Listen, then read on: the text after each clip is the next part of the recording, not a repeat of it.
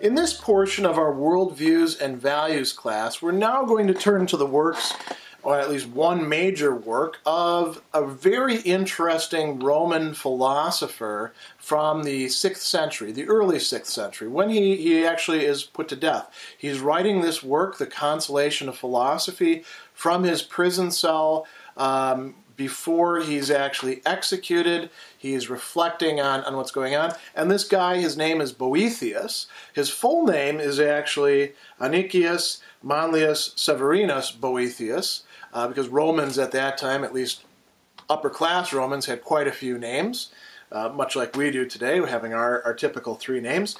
And he's really an important figure in many ways. That's why we've picked him to read. Not only is this work a great work in its own right, if you're devoting adequate attention to it, you're going to see that there's some really interesting ideas worked out here. It may take a little bit of struggle to adapt your mind to them, but if you do, you're going to find this an incredibly productive work to examine. But he's also somebody who had an incredible role in forming the culture, particularly the intellectual culture of the Middle Ages and going on even into the later times. He's read not only by philosophers and theologians, but by monks, by common people, by educated people in all walks of life. And he goes on to influence not only philosophy and theology, but also the development of literature. So Chaucer reads him, for example, and Dante reads him, and incorporates some ideas from Boethius into him. And Boethius, this particular work especially, is uniting 2 things that we often want to totally dissociate.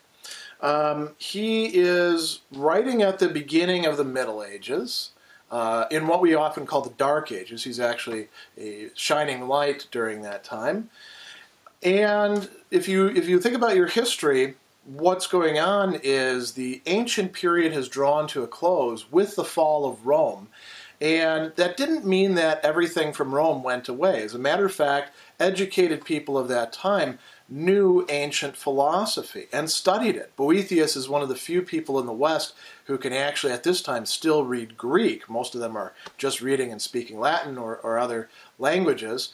And he is taking all of that great wisdom from now, several hundred years of Greek philosophy, and he's putting it within the framework of Christian belief, thought, and practice. Now, in this work, you're not going to see him making reference to Christ or to Christianity. He does that in other works because he actually was a practicing Christian, and we'll talk a little bit about that later. What I want to stress here is that one of the things that's very important about Boethius is that he's taking these 2 great currents and fusing them together into a new synthesis. And so what he's doing, he's not pitching it as doing anything new, but he is actually doing something quite novel, bringing these things together, and that's going to leave its mark on the rest of the Middle Ages, and you can see it very clearly reflected in this great work by his.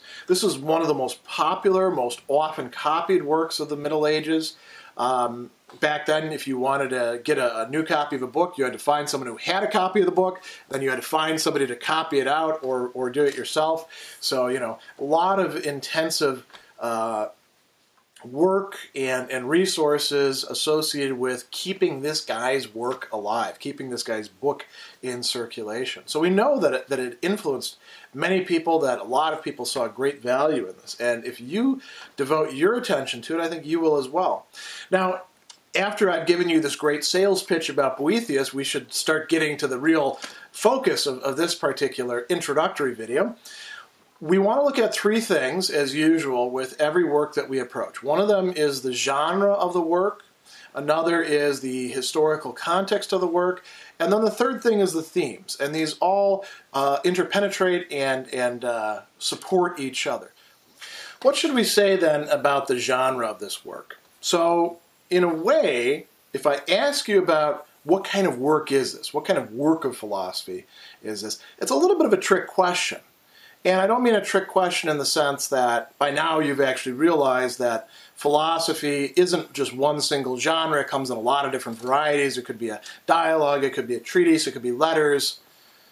What I mean is that there's two different things going on in this text, two different genres that are quite different from each other, and which are brought together, they're kind of stitched at critical points throughout the entire work. A good, maybe 1/3 of the work is poetry.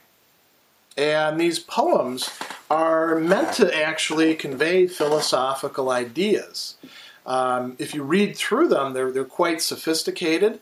It's not poetry necessarily in the sense that you're used to. The ancients had very different ideas about what poetry was supposed to do, how rhyme was supposed to work. But you can identify them as poetry in part because, they're shorter verses, right?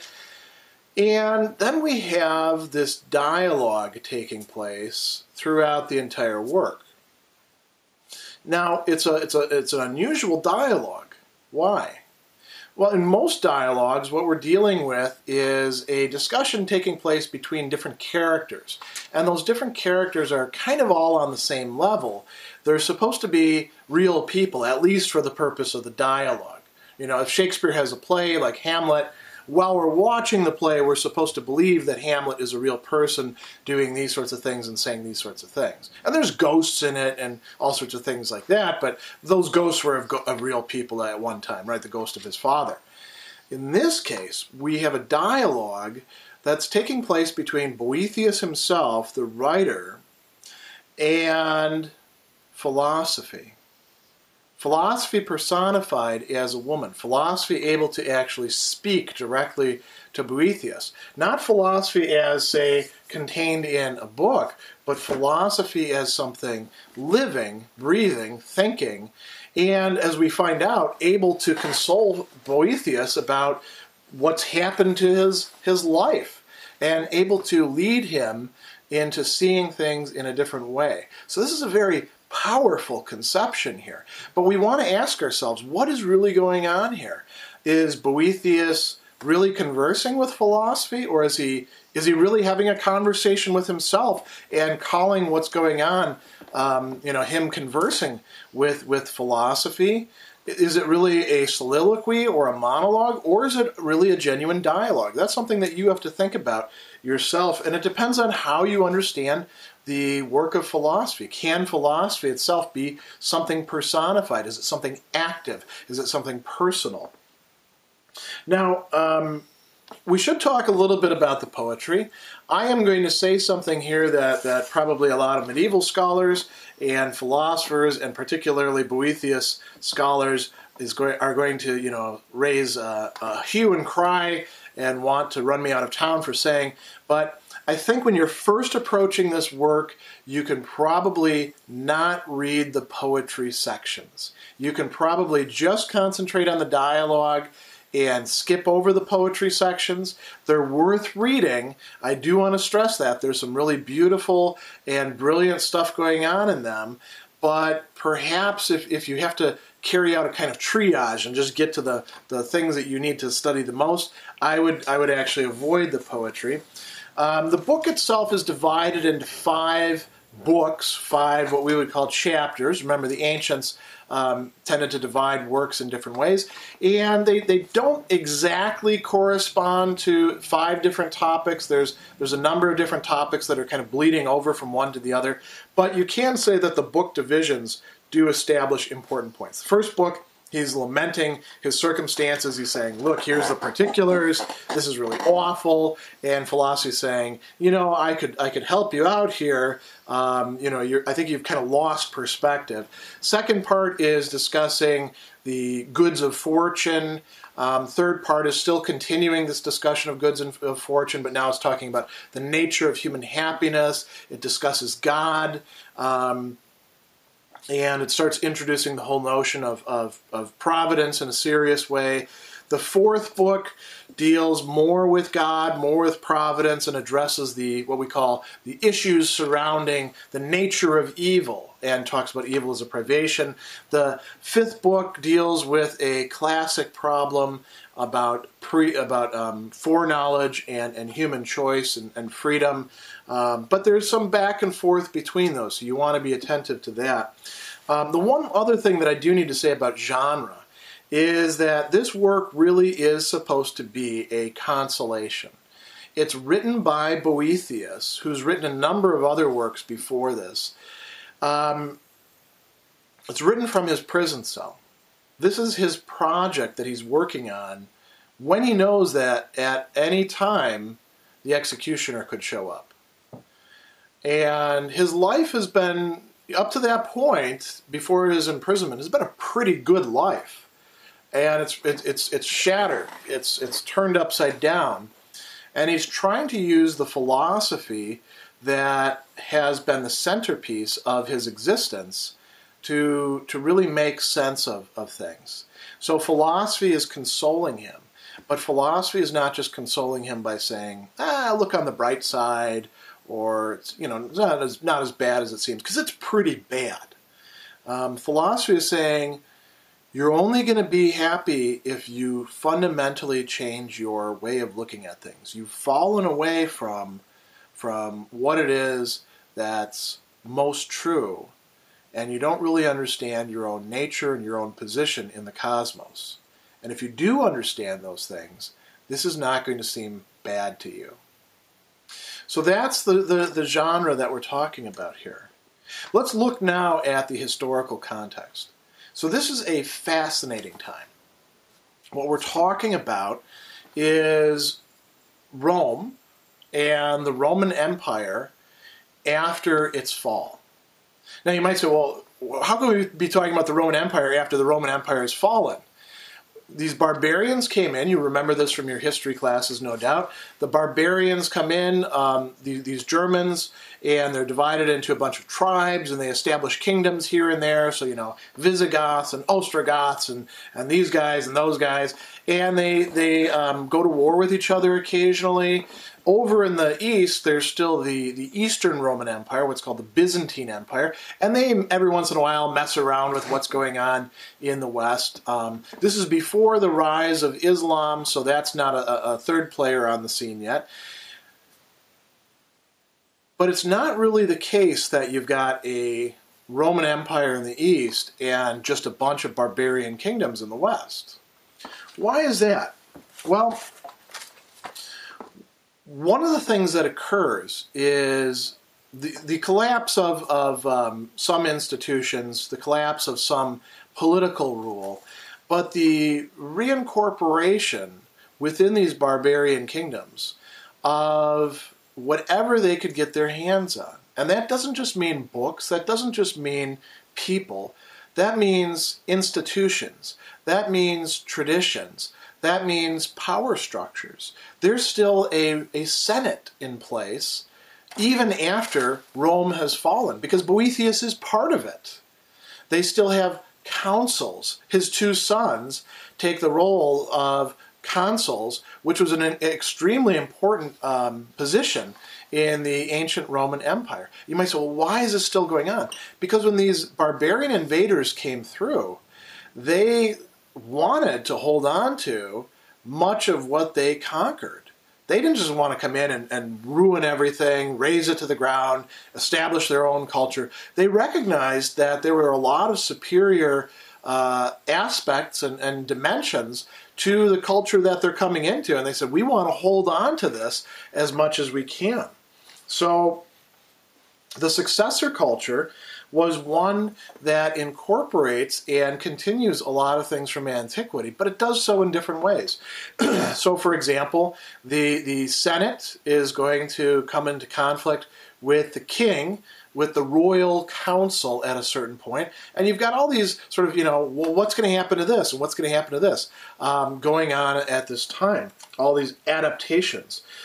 Education was still being carried out, and it was still being carried out in traditional ways. Institutions were still in place. Boethius himself is a guy who at this time not only is engaged in politics, working for the Visigoth king, the Ostrogoth king, Theodoric, but he is also continuing the process of education. He has the intention of translating all of Plato and Aristotle's works. He managed to do this with a few of them from Greek into Latin, because he realizes if culture is going to continue here in the West, we need to adapt. It's sort of like saying, imagine that America and the entire English-speaking world collapsed overnight. Someone else would come in, and we have a lot of great ideas and great works, and they might want to translate those into whatever successor language is going to be coming after that. Notice that the successor language is not Gothic. It's not a Germanic language. It's Latin, because they're continuing to use Latin as the base for everything in the West. Another thing that we need to point out about historical context is we often think of the Middle Ages as a time where the Christian church ruled everything, but that's really not the case. It's not as if you had, Greek and Roman antiquity, and then that just somehow ended, and then Christianity had come on the scene, and it wasn't really that strong, but it managed to take over the Roman Empire, and now that was just the only religion. As a matter of fact, there were some incredibly bitter disputes going on within the Christian world over how Christianity should be interpreted. There were what we nowadays call heresies, comes actually from the word heresis, which means choice, which split the entire Christian world. Arianism was a good example of that. The Arians actually held that Christ was just a creature, not God incarnate. So you can see that that's very different than what we nowadays think of as modern day contemporary Christians. And the Arians actually managed to take control over some pretty significant areas. Sometimes they had entire kingdoms where that was the predominant form of Christianity. There were also struggles between East and West, the two churches, the Roman Church and the Byzantine Church, were not always seeing eye to eye on things, and there's a lot of conversations that we can have there. It's a very complex issue.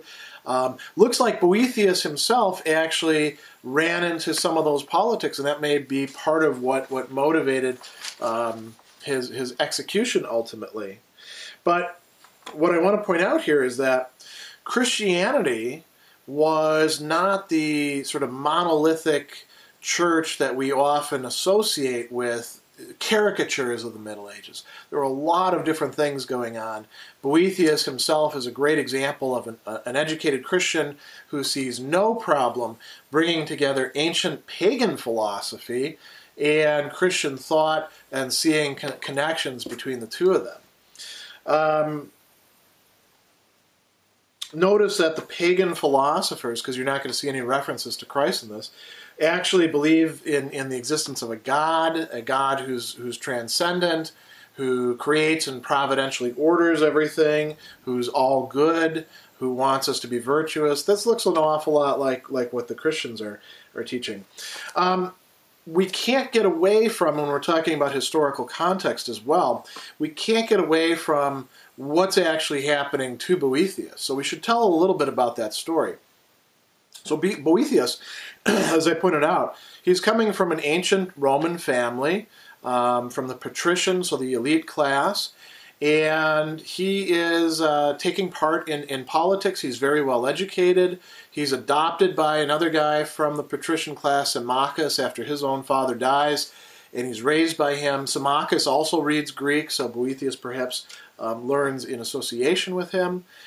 And Boethius is a great example of a person who's willing to straddle the active world of administration, politics, culture, and the what we might call the academic world of learning, of philosophy, the life of the mind, and he's working with both of those at the same time. It's not the philosophy that's going to get him in trouble, though. It's his association with some of the people of his own time.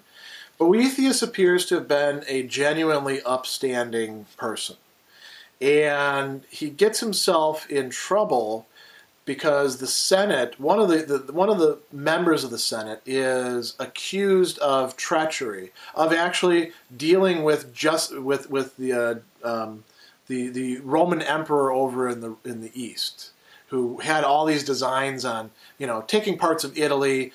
So you've got a power struggle going on there, and it'd be like being accused of treason here in the United States today. You're too close with those people over there. You're going to let them in. You're going to help them defeat us. And the Byzantine Empire was a very powerful force at that time. It would be sort of like collaborating with a rising China or a renaissance Russia. At this time, not like, say, collaborating with North Korea. It's like collaborating with a great power who could swallow you up. And so there's this informer who, as Boethius talks about, is telling these people, hey, this guy is a traitor. And Boethius says, well, look, if he's a traitor, then we're all traitors. Because, the whole Senate is involved in this sort of process. And the Senate, they kind of back away, and they let Boethius hang, and Boethius now gets arrested along with this other person. And arrested at that time meant first he was confined in a church, and then he's sent out to this far off country estate. So he's not actually like in a prison cell that has bars and stuff like that, but he can't go anywhere, and he's effectively exiled. He's effectively under house arrest. He's there for about a year before they finally execute him, and they execute him because they see him as being a threat to the power structure.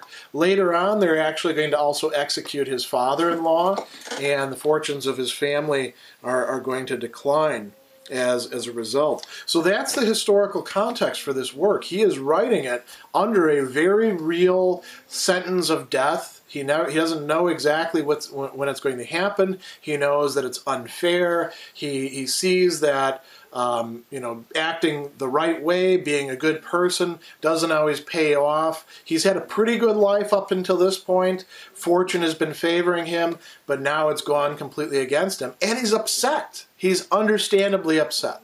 So that's the context for this work. Let's talk now about the themes. What are some of the key ideas? What are some of the key things that are going on in this work? Well, you see that it's very personal. He's talking about his circumstances, and philosophy itself is personified here as a woman who can converse with Boethius. So philosophy is being understood not as an abstract doctrine, but as something that really affects us, something that can give us the way to think about what's going on in our life, how to relate our lives to the wider, broader universe, ultimately even to the divine. That's what philosophy is able to do. There's also this notion of healing through philosophy, that philosophy is going to be able to provide him not just consolation in sort of like an opiate or a sense of, well, it's not so bad, I'm going to hang out with you. Philosophy can actually get to the root of things and make him feel not only better, not only okay, but actually happy. There's another key theme about the goods of fortune. Are they really the goods that we take them to be? Wealth, property, fame, power. Are these things really as good as we make them out to be? And then he's going to talk about the nature of genuine happiness. What is it that will really satisfy us? What will really make us happy? It's going to turn out that is actually God. And again, this is not a Christian tract, although it's very compatible with Christianity. This is coming from ancient philosophy. He's drawing on Plato. He's drawing on Aristotle. He's drawing on the Stoics. Another key idea is going to be that God providentially orders everything.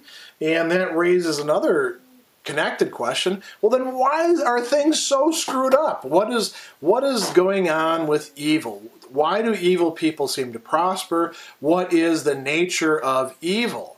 Finally, we're going to talk about one other issue, the compatibility between two things that seem to be totally irreconcilable. That is divine foreknowledge, God being able to see what's going to happen in the future, and human free will. Are these really compatible or aren't they? So those are key themes that we're going to see being worked out in this book. Again, one last thing to say, if you have to work your way through this and you're a little bit short on time, I would just skip over the poetry because there's so much meat there in the philosophical dialogue, so much rich fare that it's going to take you a little bit of time to digest, that will be enough to occupy you.